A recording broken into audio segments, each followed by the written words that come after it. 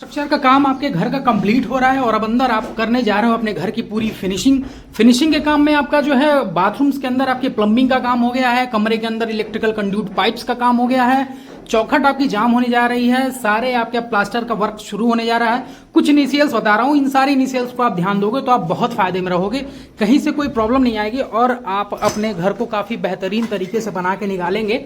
और सबसे बड़ी चीज, फालतू के कोई पैसे नहीं इसमें बर्बाद होने वाले हैं। कॉन्ट्रैक्टर कहीं कहीं पे आपको कैसे बेवकूफ बना देता है इन्हीं प्लास्टर में। ये प्लास्टर का जो ये काम होता है इसमें इतना ज्यादा खेल होता है, इतना ज्यादा इसके रेशियोज में प्रॉब्लम होती हैं और कुछ जानकारी के अभाव में हमें जब जानकारी नहीं होती है तो प्लास्टर वाला जो टीम होता है या फिर हमारा जो कॉन्ट्रैक्टर होता है जिसको हमने पूरे घर का कॉन्ट्रैक्ट अपना दे दिया है, वो हमारे साथ ऐसे ऐसे खेल कर देता है ना, जो हमें समझ में नहीं आता है बाद में। और जब बाद में समझ में आता है तो उस टाइम पे हम सिर्फ जो है हाथ मलने के अलावा कुछ नहीं कर सकते। जो पॉइंट्स मैं आपके साथ डिस्कस करने जा रहा हूँ ये बहुत ज्यादा इंपॉर्टेंट पॉइंट है और इन सारे पॉइंट्स को आप ध्यान में जरूर रखेंगे। सबसे पहले तो जब आपके घर के अंदर जब फिनिशिंग का काम शुरू हो रहा है, ब्रिकवर्क आपका जैसे ही कंप्लीट हो, सबसे पहला काम आपको करना है, सबसे पहला काम कि आपको लगवाना है अपने फ्लोर का लेबल। जहां पे आप अपना फ्लोर फिनिश करोगे वहां से ये लेबल लगाना बहुत जरूरी है। अब ये लेबल करता क्या है, आप ये लेबल फिक्स करने के बाद यही इसी लेबल से आपके सारे जो है जितने स्विच सॉकेट बोर्ड्स होते हैं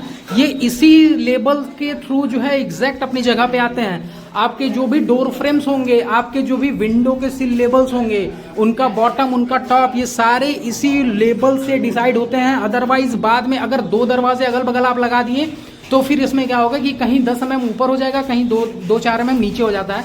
ये प्रॉब्लम आती है। बस इसी प्रॉब्लम को कंट्रोल करने के लिए और इसी प्रॉब्लम को इग्नोर करने के लिए ये जो लेवल की मार्किंग है बहुत ज़्यादा इंपॉर्टेंट हो जाती है। उसके बाद लेबल मार्क करने के बाद सारा जो है काम छोड़ के सबसे पहला काम जो होगा वो आपका होगा ये बुल मार्किंग। ये जो आप बुल मार्किंग देख पा रहे हैं ये है एक्चुअली हमारे प्लास्टर का थिकनेस की, हमारे वॉल पे कितना प्लास्टर आएगा।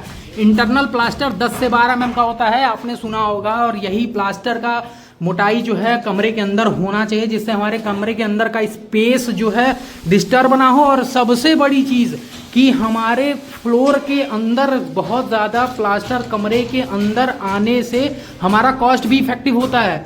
उस कॉस्ट को ही कम करने के लिए अगर ये प्लास्टर 12 mm की जगह अगर 1 इंच का हो जाएगा तो जितने में आपका एक कमरे का प्लास्टर का लागत आ रहा होगा जस्ट डबल हो जाएगा उसका। ये चीज़ आपको कोई कहीं बताता है। और अगर ये कॉन्ट्रैक्टर कर रहा है तो फिर आप ये सोचोगे कि हमने कॉन्ट्रैक्ट दे दिया तो वो 12 mm की जगह 21 mm करे, 25 mm करे, 2 इंच कर दे, हमसे क्या मतलब है। मतलब होता है फिर वो वहीं पे सारी चीज़ों को डिस्टर्ब करते हैं और आपका जो प्लास्टर का जो रेशियो होता है उसमें सीमेंट तो वही रहेगा, आपके सैंड की क्वांटिटी बढ़ा देंगे। सैंड की क्वांटिटी बढ़ जाने के बाद आपके प्लास्टर को जो स्ट्रेंथ देना है आपके घर को, वो स्ट्रेंथ फिर आपका प्लास्टर किसी कीमत पे नहीं देगा। अब ये जो बुल मार्किंग है, ये बुल मार्किंग ये भी बताता है कि आपका वॉल जो था, आपका वॉल कितने काबिलियत के साथ बना है, आपका वॉल कितना ज़्यादा प्लम में है। अगर वॉल अंदर बाहर रहेगा तो एक बुल मार्क से दूसरे बुल मार्क पे जब हम प्लम करेंगे तो हमें वो वेरिएशन देखने को मिलता है। बस इन्हीं सारी चीज़ों को हमें ध्यान में रखना होता है। ऐसा नहीं कि इसमें कोई बहुत बड़ा कोई रॉकेट साइंस है, बस इन्हीं सारी चीज़ों को ध्यान में देना होता है। उसके बाद आपके घर के अंदर आपके दीवारों पे ये जो इलेक्ट्रिकल के पाइप्स वगैरह डालने के लिए जो चेस कटिंग करते हैं, जो भी इलेक्ट्रिकल के पाइप्स वगैरह पड़ते हैं हमारे, या फिर हमारे बाथरूम्स वगैरह में जो हमारी जो है ये प्लम्बिंग के सारे पाइप्स वगैरह पड़ते हैं, ये सब कटते हैं। तो ये कटने के लिए सबसे पहले तो आप इनको मोर्टार से पैक करोगे, इनके अंदर आप भर दोगे मोर्टार। उसके बाद आप ये लगाओगे चिकन वायर मेश। ये चिकन मेश लगाने के बाद इसके ऊपर जो है सीमेंट के पेस्ट से इसको हम पैक कर देंगे और फिर नेक्स्ट डे ये प्लास्टर वर्क स्टार्ट करेंगे। ये चीज़ आप ध्यान देना। और उसके बाद आपका जो बीम होगा, आपका वॉल होगा, इन दोनों के बीच में जो ज्वाइंट बन रहा है 110% without any problem, without any excuse ये चीज़ करना बहुत ज़रूरी है। अदरवाइज आपके फ्लोर में यहाँ जहाँ पे ये ज्वाइंट बन रहा है 100% फ्यूचर में क्रैक्स आएंगे ही आएंगे, इसे आप रोक नहीं सकते हो।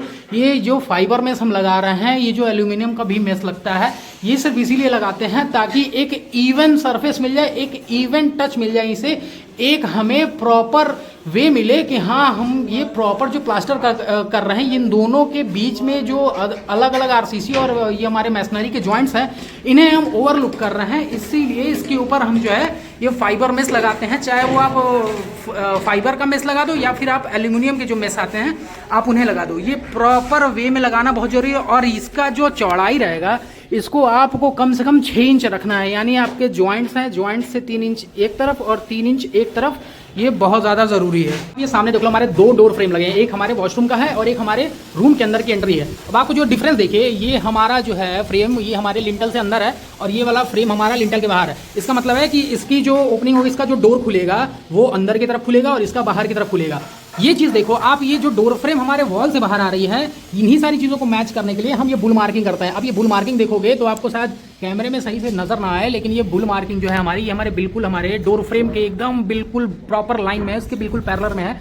और ये डोर फ्रेम वगैरह बिना बुल मार्किंग के, बिना ये बूंदा लगाया प्लास्टर का, ये मार्जिन जो है अगर इसके बिना अगर हम लगाते हैं तो फिर बाद में हमारे जो डोर फ्रेम्स वगैरह होते हैं ये हमारे या तो हमारे लिंटल से आगे आ जाते हैं या पीछे आ जाते हैं, और बाद में जब हम इनके ऊपर प्लास्टर कर लेते हैं ना, तो आपने देखा होगा कि दरवाजों के कोने में एक हल्का सा गैप रह जाता है, और फिर बाद में उसी गैप को भरने के लिए extra plaster, extra POP, extra putty का लेयर, और फिर आपको पेंट में सारी चीज़ें मैनेज करनी पड़ती हैं। तो ये चीज़ आप जरूर से ध्यान रखें कि बुल मार्किंग बहुत ज़्यादा जरूरी है और इसे आप कराओ ही कराओ। अच्छा, डोर फ्रेम आपको अगर इसमें फिक्स करना है तो डोर फ्रेम फिक्स करने के भी नियम होते हैं। डोर फ्रेम जब भी फिक्स करोगे आप, तो ये जो आपका ये खुड्डा काटते हैं, ये जो इसमें हम अपना जो है क्या कहते हैं फास्टनर लगाते हैं, जिसमें हम अपना जो है इसमें हम होल पास इसमें जाके फिक्स करते हैं, जाम करते हैं।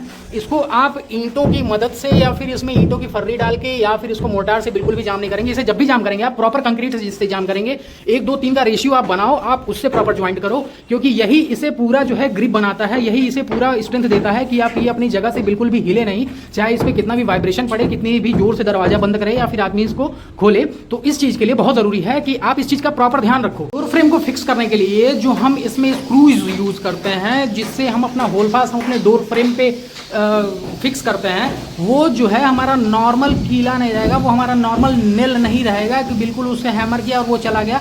ये जो हम यूज़ करेंगे, ये हम यूज़ करेंगे एटलीस्ट 1 इंच का, 1 से 1.5 इंच का यूज़ कर सकते हैं, और हाफ थ्रेडेड और हाफ प्लेन। ये आप देख लो स्क्रू का सैंपल, यही स्क्रू का सैंपल आप यूज़ करोगे जब भी आपको अपना होल पास आपको इसमें फिक्स करना हो।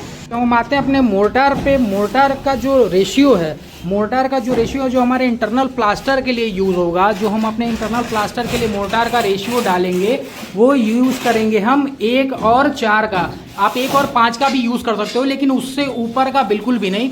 अदरवाइज फिनिश तो आपको अच्छी मिल सकती है, लेकिन बाद में आपका प्लास्टर के ऊपर का जो है लेयर, आप जब भी उस पर रब करोगे हाथ अपना, तो वो उसमें से हमारे सैंड वगैरह बाहर आने लगते हैं। ये आप जो फिनिश देख रहे हो, ये जो क्वालिटी देख रहे हो आप प्लास्टर की, ये सिर्फ इसी वजह से है कि इसमें प्रॉपर बुल मार्किंग की गई है, और हमारे जो बीम और वॉल की जो जॉइंट्स थी उस पर चिकन मेस लगा के उसको प्रॉपर अच्छे तरीके से पैक किया गया था। इस वजह से इतनी इवन आती है। और जब बुल मार्किंग होती है, आप ये देखो नीचे हमारा ये बुल मार्क है, यहाँ पे ऊपर के बुल मार्क्स के साथ मैच करके प्लास्टर हमारा कंप्लीट है। अब ये नीचे नीचे जैसे जैसे आएगा, यहाँ पे भी आप देखो, यहाँ पे भी हमने प्रॉपर वे में इसको जो है अच्छे तरीके से इस पर हमने भी लेबल मार्क किया, और इस सारे लेबल से हमारा जो है जो भी स्विच सॉकेट बोर्ड है ये सारे, और इसी लेबल से हमारे सारे डोर सिल्स, हमारे विंडोज़, हमारी बालकनी सारी का हाइट इसी से डिसाइड होता है। और इसी वजह से ये प्लास्टर की जो फिनिश है और जो थिकनेस है इतनी प्रॉपर आई है कि हमने इसको 10 से 12 mm, मैक्सिमम 15 mm में हमने इसको मैनेज कर लिया है। अगर आपका बहुत ज़्यादा अगर कॉन्ट्रैक्टर अगर आपका बहुत ज़्यादा अगर चालाक है, तो फिर आपके साथ वो यही करेगा कि अगर आपके कमरे के वॉल्स वगैरह अगर अंडुलेशन में हैं तो प्लास्टर उसमें मोटा आएगा, और जब प्लास्टर मोटा आएगा तो फिर वो 1 और 4 का रेशियो नहीं बनाएगा, फिर वो 1 6 1 7 से भी कर देगा, क्योंकि वो सीमेंट एक्स्ट्रा नहीं डालने वाला है। क्योंकि उसको प्लास्टर करने के लिए अब उसको ना चाहते हुए एक्स्ट्रा उसमें डालना पड़ रहा है उसको सैंड, तो सैंड की क्वांटिटी अगर उसकी बढ़ जा रही है तो भी उसको बहुत ज़्यादा नुकसान नहीं होने वाला है। लेकिन अगर सीमेंट अगर बढ़ाएगा वो, तो डबल लेयर के प्लास्टर में उसके जस्ट डबल उसमें कॉस्ट आएंगे, और ये कॉस्ट वो अपनी जेब से कभी ज़िंदगी में बियर नहीं करने वाला है। जब भी बियर करेंगे आप बियर करेंगे। अब जब आओगे आप अपने किचन में, जब किचन की आप करोगे प्लास्टर, तो फिर किचन के प्लास्टर करते समय आप याद रखो, आपका जो किचन का ये काउंटर है, इस काउंटर से आपको कितने हाइट तक आपको टाइल लगानी है, वो चीज़ आप पहले से डिसाइड रखो। नॉर्मली 2 फीट तक लोग टाइल लगाते हैं, इस वजह से हमने यहाँ पे 2 फीट ऊपर ही अपने प्लास्टर को यहाँ पे कंप्लीट किया है। और जहाँ पे आपको टाइल लगाना है वहाँ पे प्लास्टर करने की ज़रूरत नहीं है, क्योंकि आपकी जो डैडो टाइल होती है, जो आपकी वॉल टाइल होती है, ये कभी भी सीमेंट के मोर्टार पे अपनी टाइल नहीं लगेगी। जब भी लगेगी तो ये वॉल एडहेसिव के साथ ही आपकी जो है टाइल की जो एडहेसिव आती हैं उसके साथ ही आपकी ये लगेगी। तो इस चीज़ को आप हमेशा से ध्यान रखो कि बाद में आपको प्लास्टर तोड़ना ना पड़े, दोबारा से आपको प्लास्टर करना ना पड़े। तो आप अपने किचन के काउंटर से अपनी हाइट पहले से प्री डिसाइडेड रखो।